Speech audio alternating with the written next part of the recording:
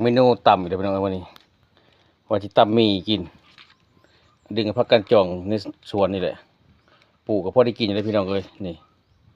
ปลูกที่ตีรถเขาไม่ได้ปลูกใช่น้องดอกลงตีรถได้เทอละกรรมที่ต่ำมีกินก่อนพี่น้องมาตัวคักเลยพี่น้องเลยมาเด้อตำเส้นหมี่ไว้ใส่กันจองใส่บักเลนทัวหอมหอมปลาแดกเด้ตวงเลยปลาแดกก็ได้มีไหมมากินแค่ในบ้าน2 คนสิเบิดบ่นี่ปื๊ดตัวมาเด้อพี่น้องเด้อมื้อนี้นี่ผักกันจอง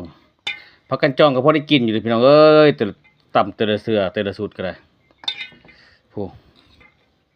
ลวกตามสิสิ้นแต่แซ่บบ่พี่น้องมาโอ้ยน้ำลายแตกเลยเด้อมาเด้อกินก่อนนะพี่น้องเด้ออดบ่ได้เลยน้ำลายยวกแล้วนี่คุณมีบ้านเขาก็เฮ็ดแต่แขวอันท้ายนี่เฮ็ดแต่แขวมีบ้านเขานี่นะมากินก่อนน้ำลายแตกเลยนี่